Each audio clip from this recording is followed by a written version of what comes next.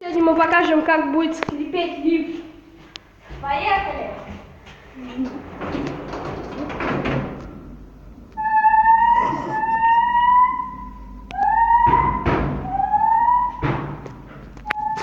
Что за фигня, пацаны?